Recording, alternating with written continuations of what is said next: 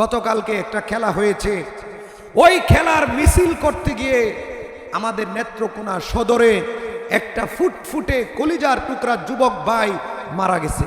আপনারা দেখেছেন, ফুটফুটে একটা কত চমৎকার কত সুন্দর চেহারার অধিকারী, মা বাবার কত স্বপ্ন ছিল, এই যুবক ভাইয়ের কত স্বপ্ন ছিল, কিন্তু খেলা দেখতে গিয়া, মিছিল করতে গিয়া, আনন্দ করতে গিয়া গতকাল রাত্রে, গভীর রাত্রে সে মারা গিয়েছে।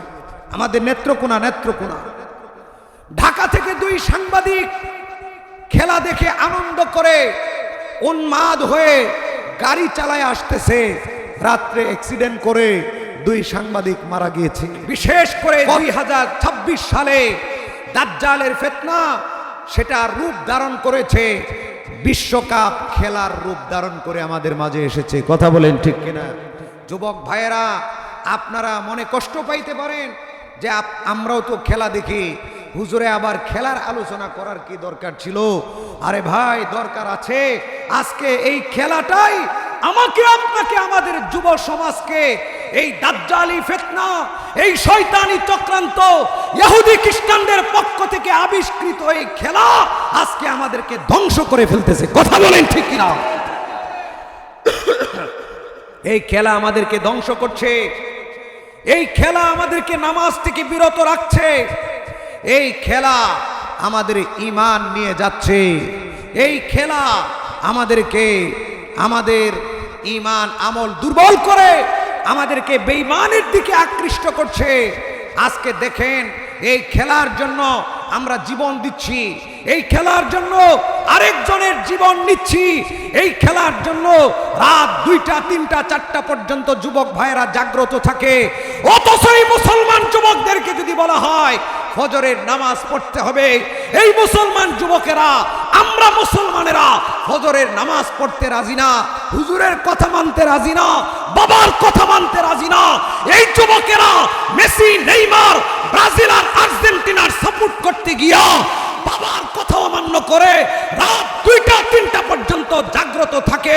এই জন্য বলি, কপাল পোড়া মুসলমান ইহুদি খ্রিস্টানদের চক্রান্তে পড়ে, দাজ্জালের ফিতনার মধ্যে পড়ে আমরা আমাদের ঈমান আমল ধ্বংস করে দিচ্ছি। কথা বলেন ঠিক কি? আমরা আমাদের ঈমান আমল ধ্বংস করে দিচ্ছি।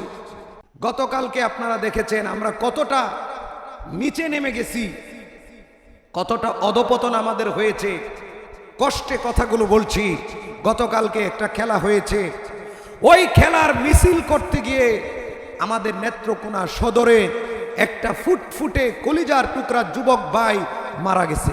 আপনারা দেখেছেন, ফুটফুটে একটা কত চমৎকার কত সুন্দর চেহারার অধিকারী, মা বাবার কত স্বপ্ন ছিল, এই যুবক ভাইয়ের কত স্বপ্ন ছিল, কিন্তু খেলা দেখতে গিয়া, মিছিল করতে গিয়া, আনন্দ করতে গিয়া গতকাল রাত্রে, গভীর রাত্রে সে মারা গিয়েছে। আমাদের নেত্রকোনা ঢাকা থেকে দুই সাংবাদিক খেলা দেখে আনন্দ করে উন্মাদ হয়ে গাড়ি চালায় আসতেছে, রাত্রে অ্যাক্সিডেন্ট করে দুই সাংবাদিক মারা গিয়েছে।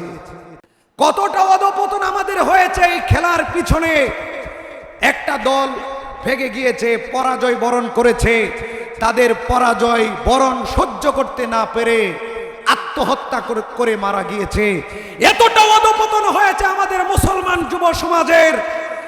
মিশর সাপোর্ট করে এক মুসলমান ভাই, আরেক মুসলমান ভাই আর্জেন্টিনা সাপোর্ট করে, তর্ক লেগে এক মুসলমান ভাই আরেক মুসলমান ভাইকে মিশরের সাপোর্ট করার কারণে এইভাবে প্রতিনিয়ত আমাদের বাংলাদেশ সহ সারা পৃথিবীতে মুসলমানদের অধপতন।